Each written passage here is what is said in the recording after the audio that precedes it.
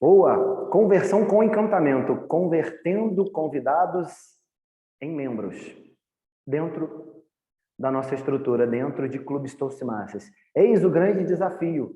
Esse desafio não é de hoje, é um problema ou uma dificuldade que nós enfrentamos nos nossos clubes e eu gostaria de trazer algumas dicas em vendas para que a gente possa melhorar ainda mais essa conversão. Para que a gente possa falar um pouco de vendas, eu gostaria de perguntar para vocês, para vocês, quem é o vendedor do nosso clube? É o VPM? É o VPPR? É o VP de afiliação? É o presidente? Quem é? Quem você acha, Paulo? Quem você acha que é o vendedor do nosso clube? De forma geral, eu acho que todo mundo, mas quem é aquele lá que é o cara é o VPM. É o VPM, né? E você, Alessandro, quem você acha que é? Oi, repete, por favor. Quem que é o Quem é meu o, vendedor no clube? quem é o vendedor do clube? Quem você acha que é o vendedor do clube? Eu acho que o vendedor, sendo bem sincero, é qualquer associado do nosso clube. Boa. Boa. É isso daí. O vendedor do nosso clube é você, associado do clube. Existem algumas funções de liderança que têm algumas responsabilidades. O VPPR em fazer um brand no clube, fazer a divulgação, o relacionamento com a sociedade, ou se for um clube corporativo, para dentro da empresa, se for um clube comunitário, com a comunidade, o VPM na conversão daquele convidado, mas o vendedor, ele o vendedor, porque o vendedor não é uma função, que a gente já vai falar daqui a pouco, somos todos nós. Todos nós somos responsáveis por vender o nosso projeto. E eu, antes de mais nada, eu queria compartilhar alguns mitos e verdades que existem em vendas, né? Vender é um dom, não é um dom, pessoal. Vendas é técnica, vendas é prática, não é dom. Ninguém nasce vendedor. Nós podemos nos tornar um vendedor de sucesso, um vendedor de alta performance, com técnicas. Outro mito, produto bom vende-se sozinho. Também não. Já foi o passado que Coca-Cola vendia muito, porque só existia Coca-Cola. Hoje existem milhões de Coca-Colas, existem milhões de produtos, milhões de soluções. Então, produto bom não se vende sozinho, porque não é mais produto. E a gente vai entender no próximo slide. Outro mito, para vender é preciso dizer ao cliente o que ele quer ouvir. Não. É preciso dizer o que ele precisa escutar. E aí eu faço um paralelo da amizade, né? O amigo bom não é aquele que fala o que a gente quer escutar. O amigo bom é aquele que fala o que a gente precisa escutar. A gente tem que estar disposto a escutar. Então, o vendedor de sucesso é aquele que fala para o cliente aquilo que o cliente precisa escutar. Pode doer na hora, ele pode ficar chateado por ter escutado aquilo, mas ele vai perceber que aquilo foi para o bem dele. E o outro mito é vendas é persuasão. Vendas, pessoal, não é persuasão. Não estou querendo dizer que PNL para vendas não funciona. Funciona. Mas vendas é muito mais do que somente persuadir alguém a comprar o seu produto.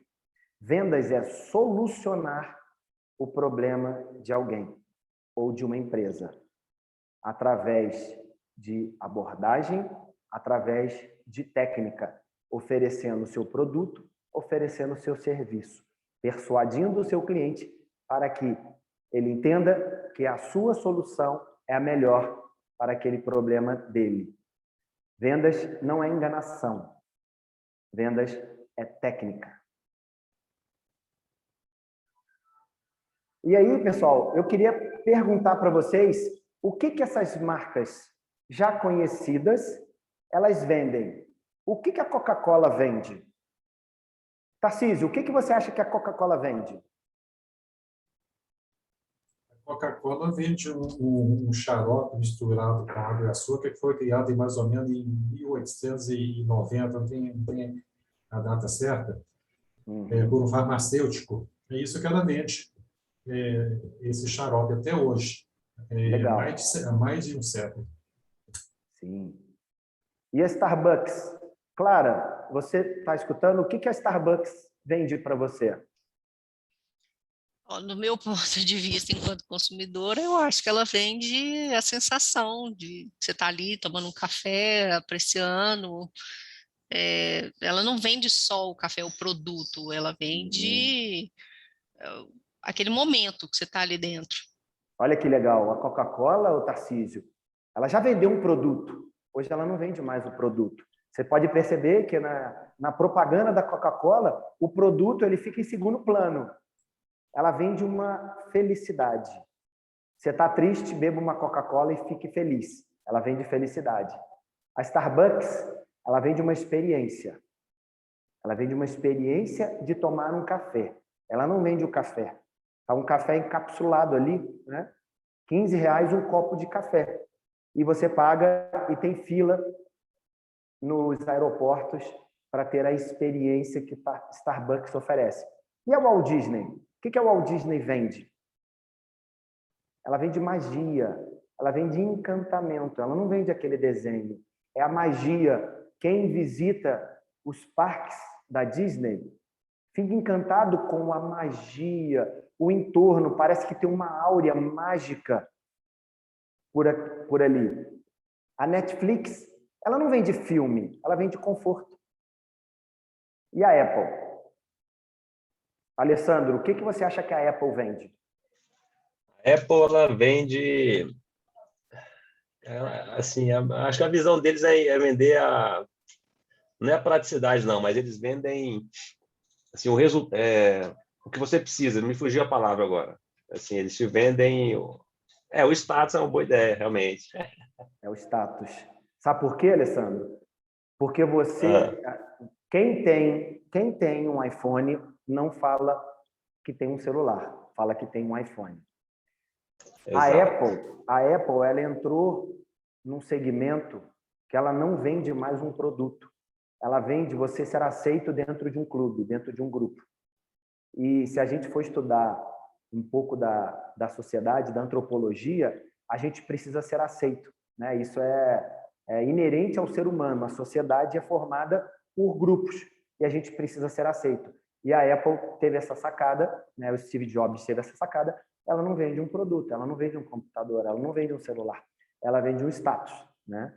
E o Spotify, ela vende praticidade. A gente tem a música que a gente quiser na palma da nossa mão.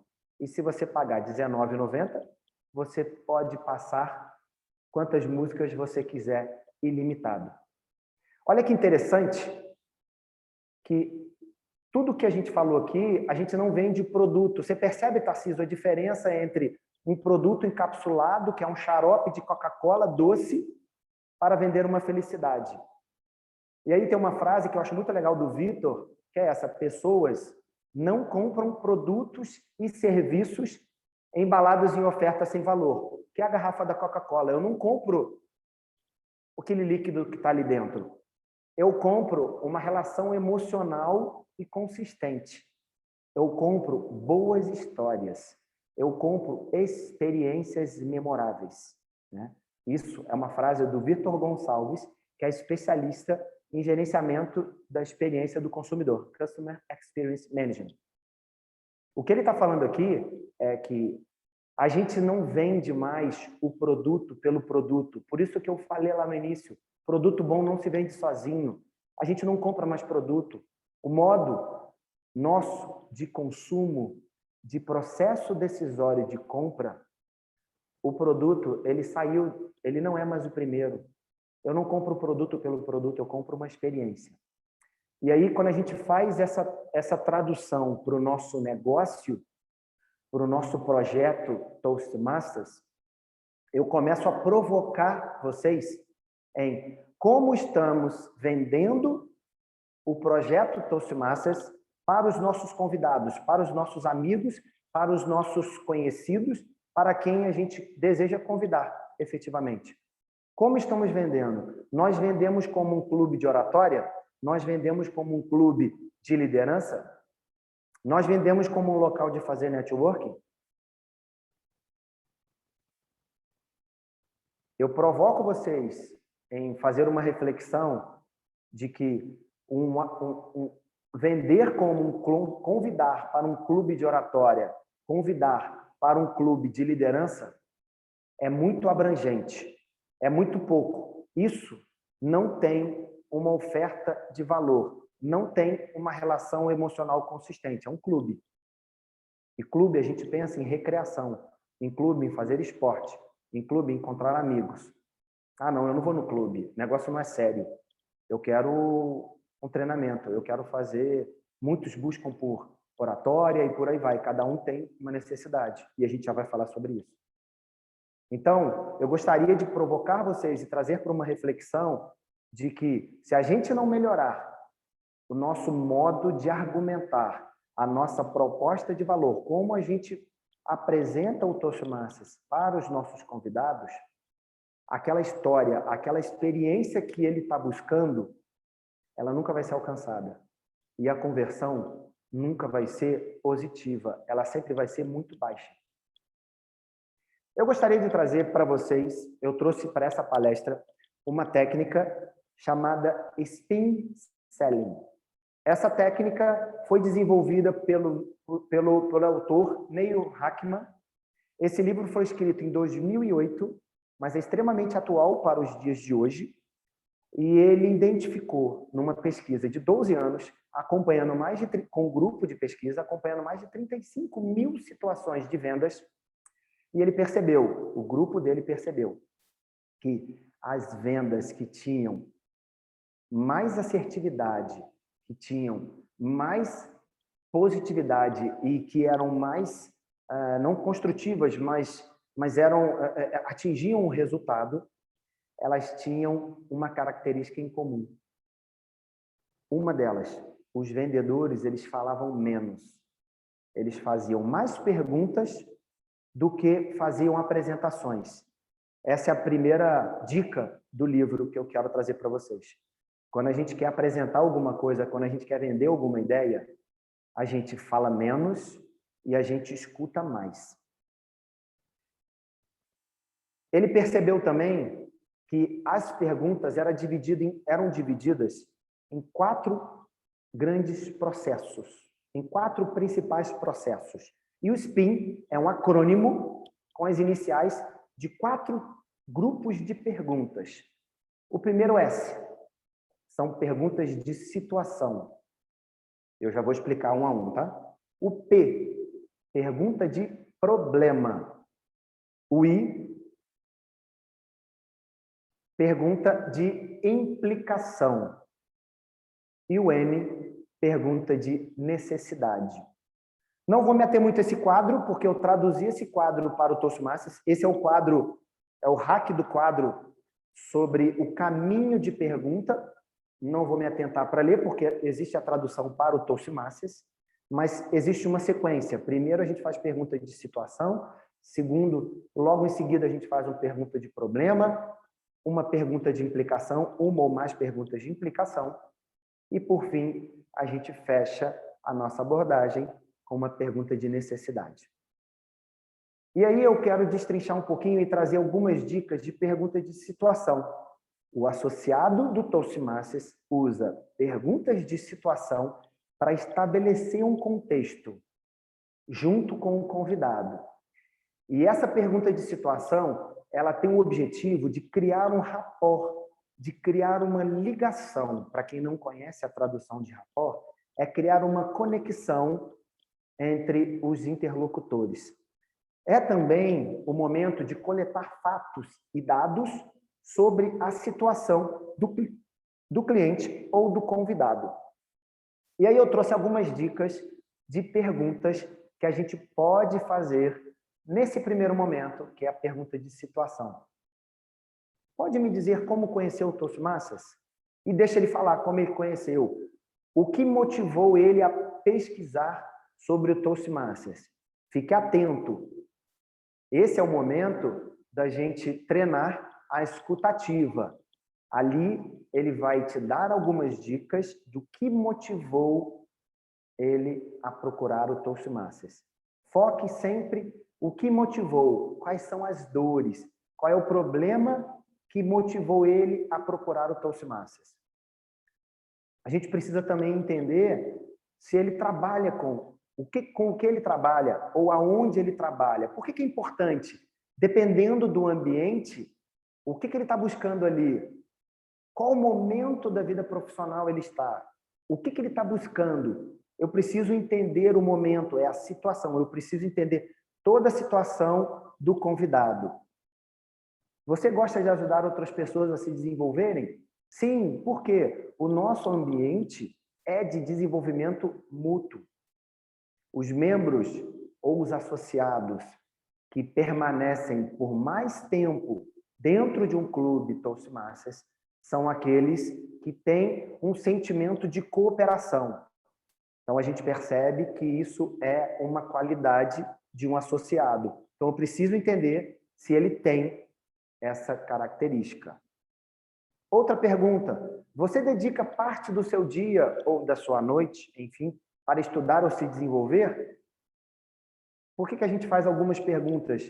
E aqui eu trouxe perguntas aleatórias, algumas perguntas que eu mesmo faço e eu já fiz para contactar um convidado, para usar a técnica das 4 perguntas. E nessa pergunta é para saber se ele tem dedicação. Por quê? Porque a gente percebe que o membro ou associado que não participa das reuniões, ele não vai renovar a sua matrícula, a sua associação. Ele não renova. Então, eu preciso saber se ele tem esse perfil, se ele está disposto a dedicar parte do seu dia para se desenvolver. Outra pergunta. Dentro do Toastmasters, nós incentivamos e nós praticamos o sentimento de protagonismo. Então, eu pergunto para ele, você quer ser o protagonismo da sua vida? Seja a sua vida pessoal, seja a sua vida profissional. E aí, essas perguntas, às vezes, o visitante ou o cliente, como a gente bem entender, ele pode não estar pensando nisso, mas a sua pergunta ela é estratégica para colocar uma semente de dúvida, uma semente de problema. As perguntas servem, sim, para trazer à tona alguns problemas que ele tem, para logo depois eu oferecer uma solução. E aí eu trouxe algumas dicas, a gente pode trabalhar outras perguntas de situação para entender o contexto, para entender o momento que ele está, o que ele está buscando. Logo em seguida, a gente entra em perguntas de problema. E as perguntas de problema, elas servem para revelar as necessidades implícitas que ele tem. Esse momento, ele tem o objetivo de investigar um problema implícito. Por exemplo, eu falei com vocês do protagonismo.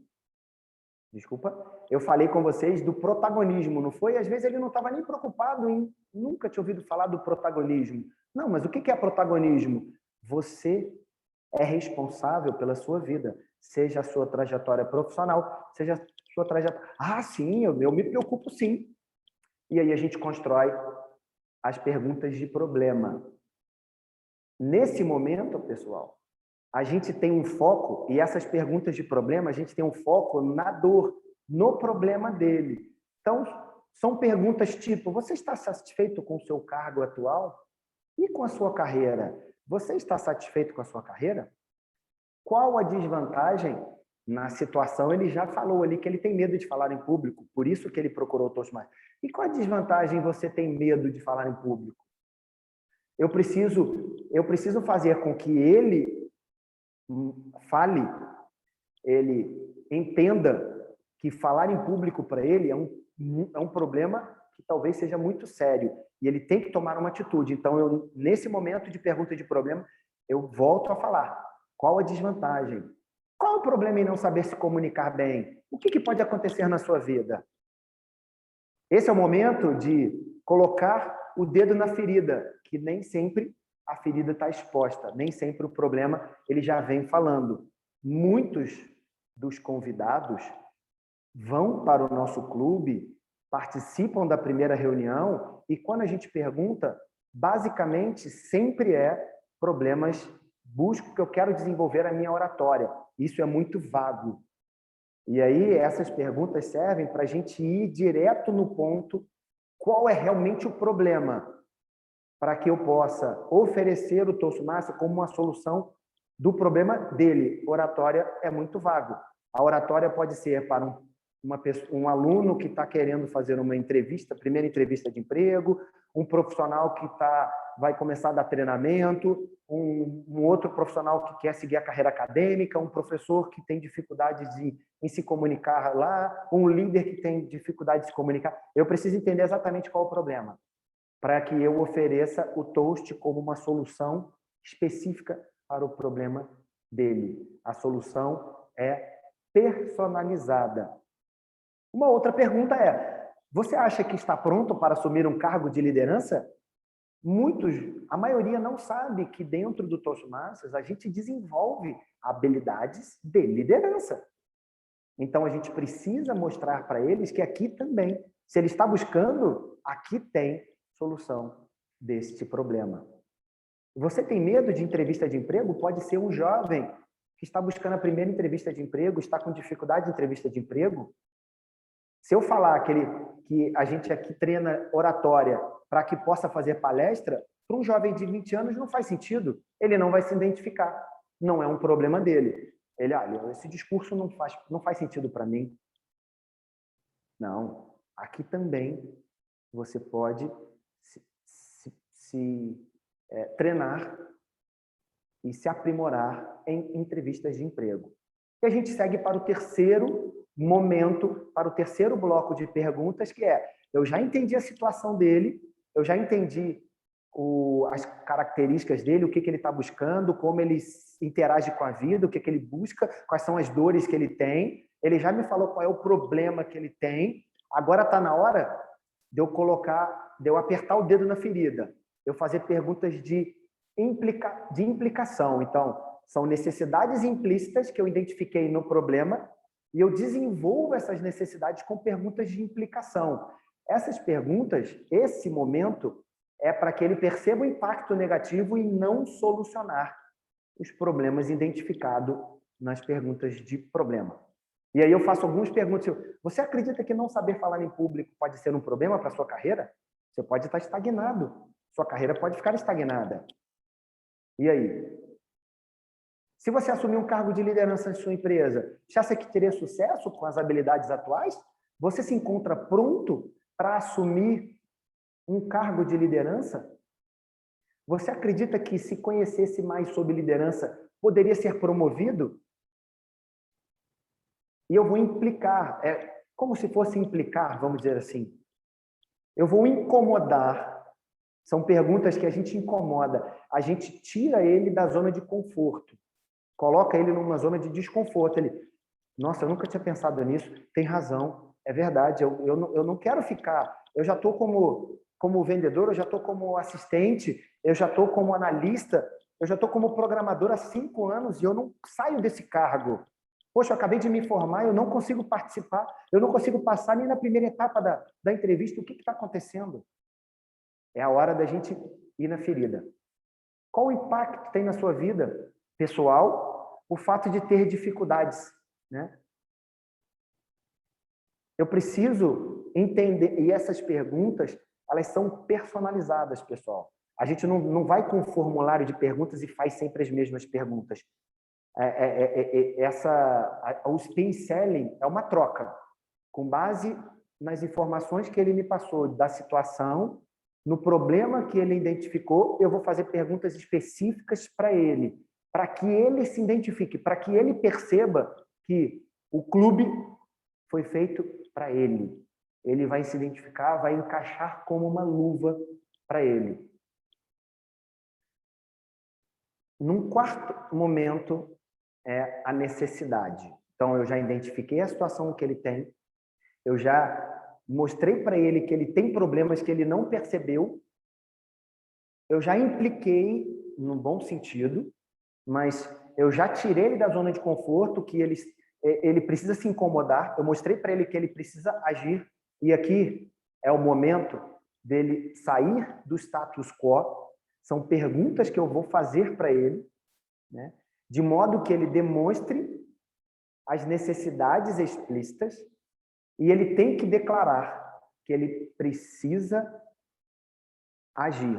E nesse momento, somente neste momento, nós vamos apresentar os benefícios em ser associado Toastmasters para ele.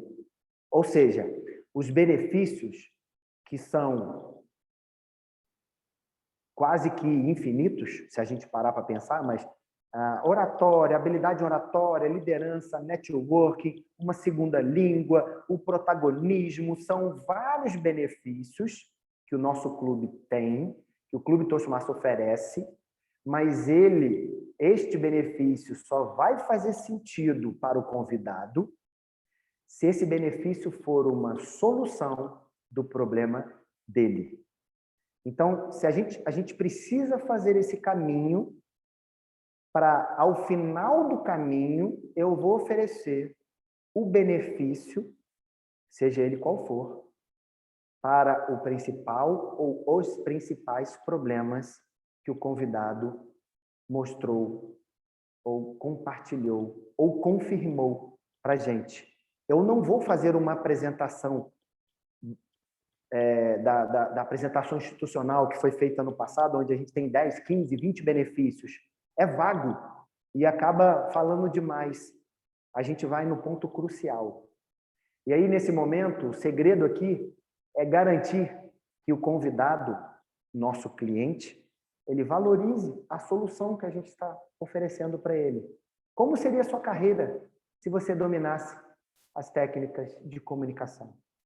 Como seria a sua carreira se você fosse um líder mais impactante e pudesse engajar cada vez mais pessoas e liderados?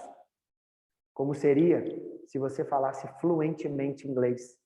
Você me falou que gostaria de ter uma experiência no exterior, mas que ainda não domina a língua. Imagina se você dominasse. Talvez hoje você já estivesse morando onde você gostaria. Então está na hora de você tomar a decisão. Esse é o momento da gente mostrar para ele que ele precisa tomar uma decisão sobre aquele problema que nós mostramos ou identificamos que ele tem no segundo bloco de pergunta, que são perguntas de problema.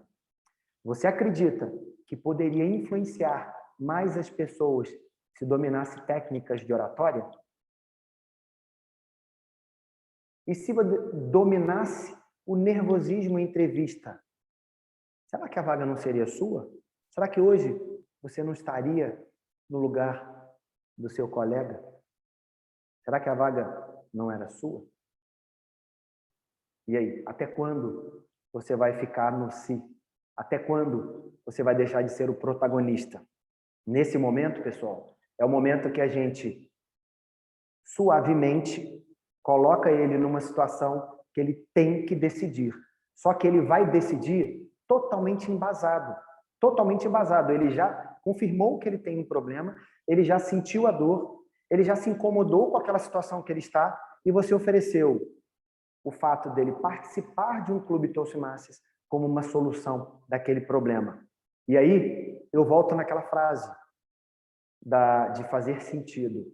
E aí, a experiência de um clube, a expectativa que ele tem de um clube vai ser confirmada. Ele vai saber exatamente o que ele está buscando. E a chance da conversão e a chance dele permanecer dentro do clube é muito maior. O nível de conversão pode não ser tão alto, mas a garantia de permanência, sim, nesse caso é. Porque a venda, no bom sentido, ela tem qualidade, ela está embasada. Para a gente fechar um pouco dessa técnica, eu gostaria de perguntar: ficou alguma dúvida o que vocês acharam? Faz sentido para vocês essa técnica? Vocês não entenderam nada que eu falei? Eu gostaria de, nesse momento, antes de deixar algumas dicas finais, eu gostaria de perguntar e abrir para um bate-papo, para uma troca. Faz sentido essa abordagem ou não faz sentido essa abordagem de construir um caminho de perguntas antes da gente, no bom sentido, vomitar naquela ânsia, né? Eu sei que tem todos nós que participamos de um clube, nós somos entusiastas do projeto, todos nós adoramos e não conseguimos entender por que o convidado não se converte automaticamente, porque a gente se identificou, mas não necessariamente todos vão se identificar. Cada um tem um objetivo. E a proposta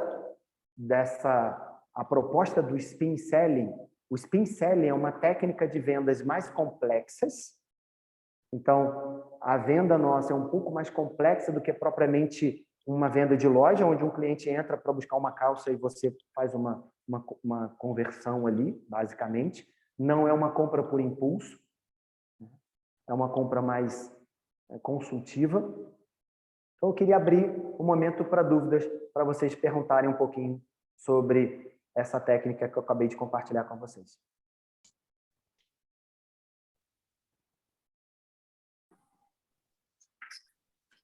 Paulo, pode ficar à vontade. Obrigado. Sensacional, Fábio. Dicas fantásticas. Eu entendo que faz todo sentido tudo que você falou. Aí eu só queria colocar um pouquinho mais de pimenta nessa discussão. Legal, assim, legal. Eu concordo com tudo que você falou.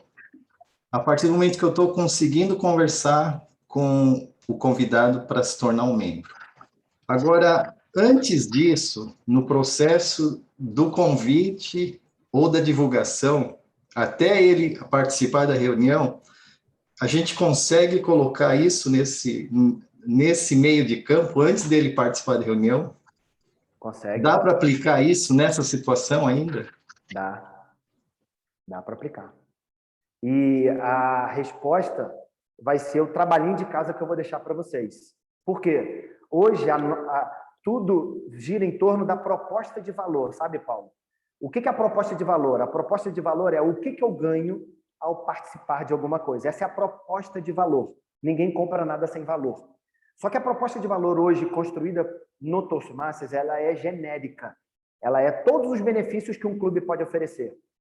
E nem sempre ela faz sentido. O que eu estou querendo dizer? Se eu quiser divulgar o meu clube numa universidade, eu tenho que escrever os benefícios para um estudante.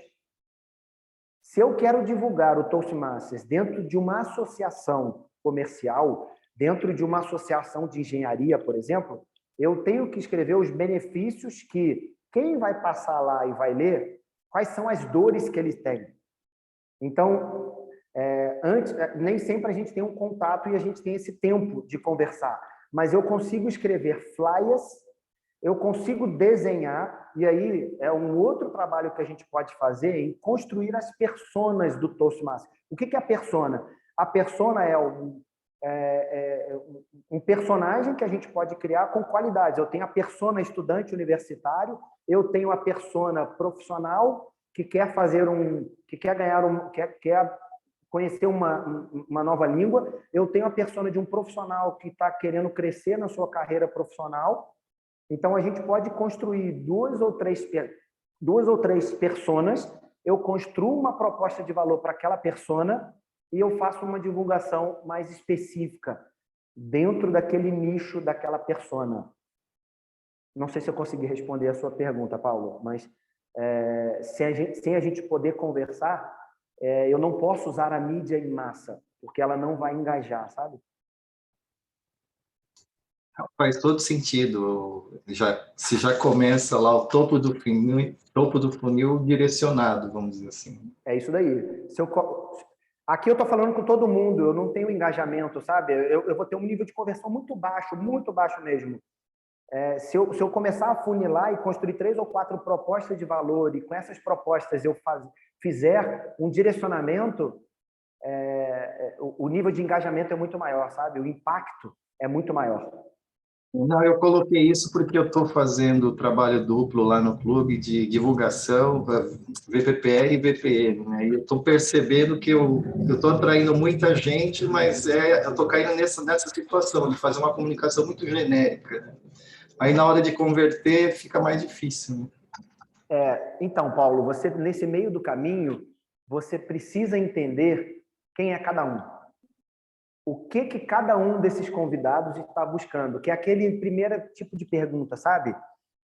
Existem técnicas aí, eu acho que a Rejane está aqui, a Rejane, que é do Clube de Brasília, ela tem técnicas interessantíssimas de convidar, né? Então, se você tem um nível de convidado, você consegue encher a sala de convidados, eu acho que você precisa pular para um próximo nível de eu preciso entender e personalizar a proposta de valor para esse convidado. Eu preciso falar o que ele precisa escutar. Eu não posso ter um material padrão para disparar para todos eles da mesma forma, sabe? Cada um vai entender de uma forma. Você vai ter um trabalhinho um pouco maior? Ok, mas você precisa fazer isso para poder ter um nível de conversão maior. Obrigado pela pergunta, Paulo. Alguém gostaria mais de perguntar para o Fábio? Eu acho que a Lia levantou a mão. Muito bem. Bora lá, Lia. Olá, pessoal. Boa noite. Boa noite, Lia. Fábio, obrigada pelas informações e conhecimentos tão necessários. Eu consegui ouvir tudo e já pensando em uma pessoa como parte de um clube e que exerce funções e que convida outras pessoas.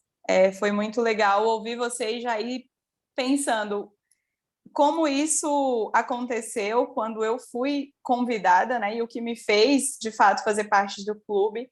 Depois, o que me fez permanecer no clube a ponto de querer exercer uma função e estar ali engajada no clube. Né? E também conseguir aplicar o que você disse em relação ao meu trabalho mesmo.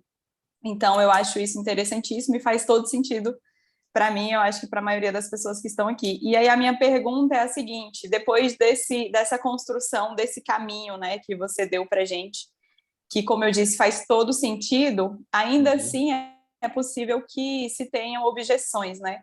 E elas são várias e de várias maneiras. Então, mesmo que a gente identifique o problema da pessoa, a gente leve para ela a solução e ela afirme que, de fato, ela precisa daquilo, muitas vezes ela tem objeções, né? Que são várias, desde questões financeiras a tempo, enfim, problemas extremamente pessoais. Então, como dentro desse caminho que você sugeriu para a gente, de contrapor essas objeções, né? Digamos assim. Bela pergunta, Lia. Como nós, vendedores, trabalhamos para melhorar, porque você tocou num ponto importantíssimo quando a gente fala de vendas, sabe? O maior medo dos vendedores é objeções e contornar objeções. Para que a gente possa contornar as objeções, Lia, a gente precisa ter cada vez mais na ponta da nossa língua qual é a proposta de valor. E tenha uma coisa em mente, não é porque uma pessoa viu um vídeo no YouTube, procurou um vídeo no YouTube e aquele vídeo direcionou que ele procure um clube Toastmasters, não é porque ele está ali, porque ele viu o vídeo e faz sentido, ele tem chance de ser convertido. Não. A decisão é única e exclusivamente dele. A gente não pode obrigar ele de forma alguma. Todos os motivos, até o financeiro, todos eles, você colocou aí, financeira, ok. O trabalhinho que eu vou dar, que eu vou compartilhar agora para vocês, pode ajudar. A ideia é ajudar vocês a ter mais argumentos para contrapor essas objeções. mas vai ter um momento que vai ter tanta objeção que ele não está pronto. E está tudo bem. Nem todo mundo vai comprar o nosso produto, nem todo mundo gosta de Coca-Cola, e está tudo bem. Tem gente que toma Guaraná, tem gente que toma soda, e tem gente que não gosta de refrigerante, e está tudo bem. Né? Eu acho que o mais importante é que a gente possa construir cada vez mais o nosso argumento, porque não adianta nada um clube cheio se a gente não tem um clube engajado. É muito melhor um clube pequeno, mas 100% engajado, do que um clube grande e só tem 20% de engajamento, sabe? Não faz sentido isso. Então, eu acho que o próximo trabalhinho, o próximo chart que eu vou compartilhar, talvez responda um pouquinho mais a sua pergunta. Mas eu espero ter respondido a sua pergunta e a sua dúvida em objeções. Elas vão acontecer, mas quanto mais eu conheço, mais benefício eu conheço, quanto mais eu conheço o meu cliente, por isso que é importante seguir os caminhos, maior é a chance dele não criar objeções. Um vendedor de sucesso não é aquele que sabe contornar as objeções, é aquele que, nas perguntas, ele direcione para que o cliente não tenha objeção. Fábio, última perguntinha, eu vou chamar o Alessandro para a gente poder finalizar, tá bom? Uhum. Beleza, claro. Obrigado, Maria Clara. Fábio, parabéns, antes de tudo, que realmente é sensacional. Tenho certeza que todo mundo queria que você estivesse dentro do próprio clube, dos colegas aqui, para dar uma força.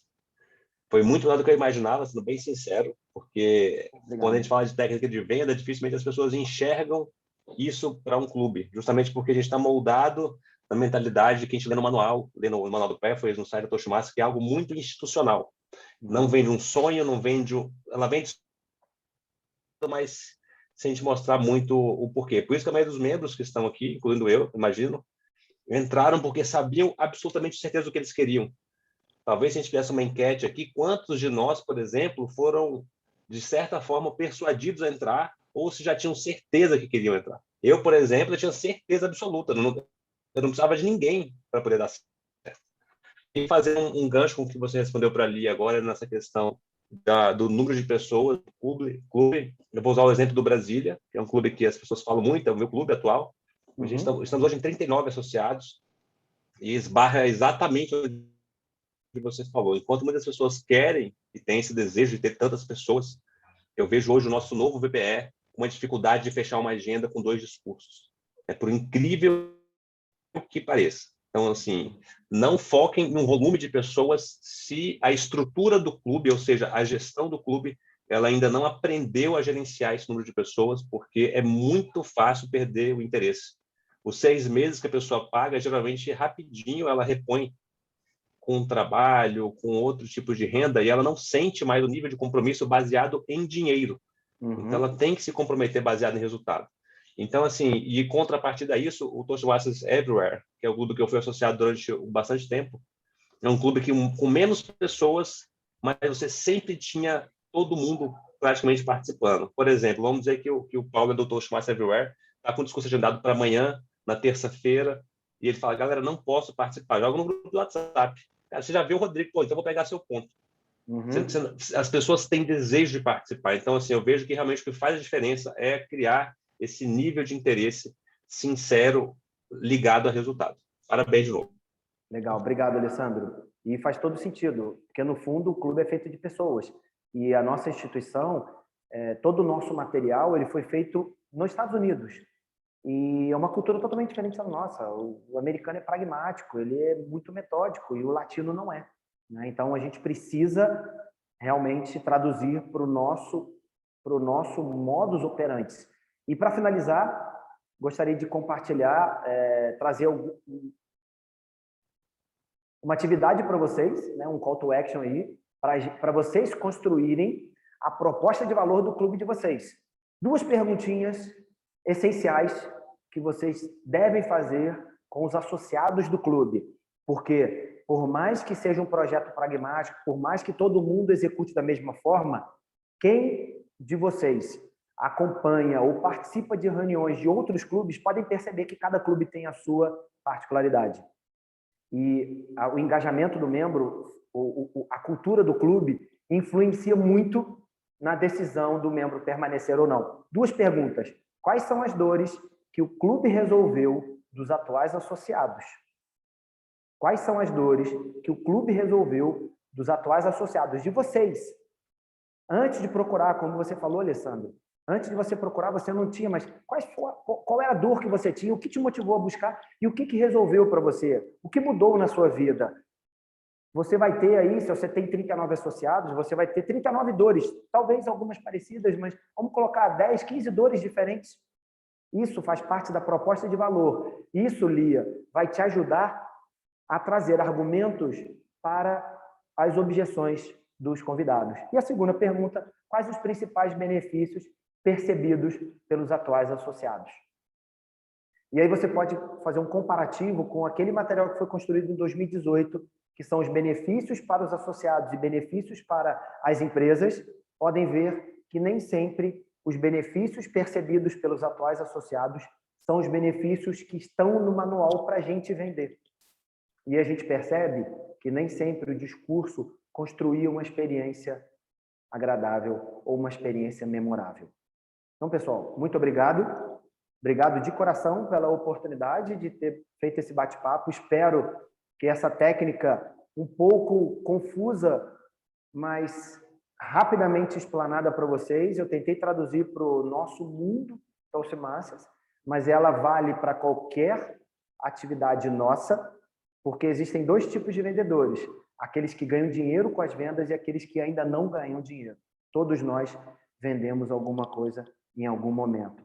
Então, todos nós somos os vendedores do clube que participamos. Boas conversões e uma boa noite. Muito obrigado. Parabéns, Fábio. Sensacional, cara. Muito bom. Obrigado, muito, pessoal. Muito bom, obrigado aos convidados. Bem, isso aí, Fábio. Adorei. Valeu. Muito obrigado, Fábio, eu queria muito te agradecer pelo seu tempo, pela sua disponibilidade, por estar aqui com a gente compartilhando a sua sabedoria. Afinal de contas, isso é doação de tempo, é voluntariado. Então, faz todo sentido essas palestras que a gente traz aí na Superárea 2425. E queria agradecer também a todos que estão aqui presentes hoje com a gente.